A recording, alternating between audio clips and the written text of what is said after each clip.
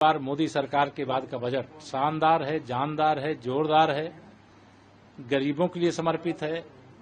किसानों के लिए समर्पित है, महिलाओं के लिए समर्पित है, युवाओं के लिए समर्पित है और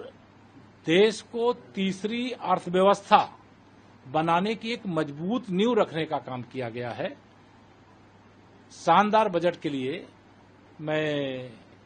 माननीय प्रधानमंत्री जी को तो बधाई देता हूं और निर्मला सीतारमण जी का अभिनंदन करता हूं। विपक्ष केवल जब कोई मुद्दा नहीं होता है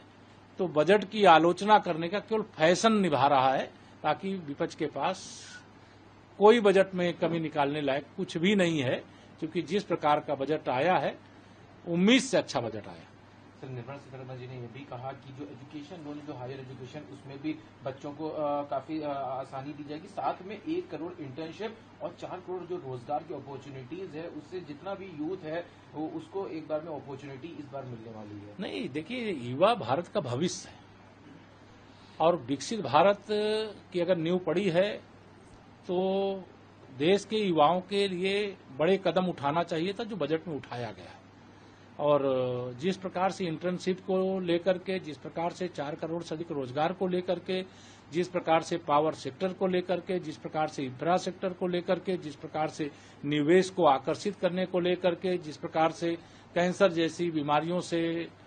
बचाव के लिए जो राहत प्रदान करने का काम किया गया है, यह सब अभूतपूर्व है, ऐतिहासिक है।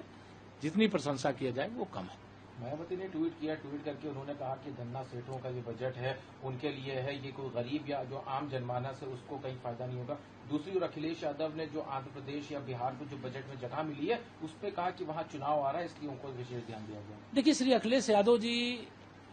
को दृष्टि दोष है। चुनाव आंध्र प्रदेश में भी आ रहा है क्या? आंध्र प्रदेश में तो लोकसभा के साथ हुआ है, और बिहार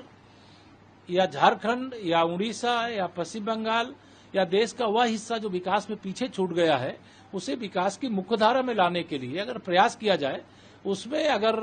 कोई कमी खोजने का प्रयास किया जाता है, तो मैं समझता हूं कि भारत सरकार का जो बजट होता है वो देश के सभी राज्यों को ध्यान में रख करके और जिस राज्य की जैसी आवश्यकता होती है उस प्रकार से उसकी पूर्ति की जाती है। बहन मायावती जी की जहां तक बात है, मैंने कहा विपक्ष का कोई, चाहे अखिलेश जी हों, चाहे श्री राहुल गांधी जी हों, चाहे बहन मायावती जी हों, सबको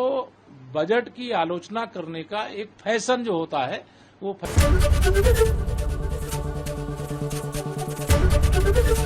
एबीपी गंगा, खबर आपकी, जुबान आपकी।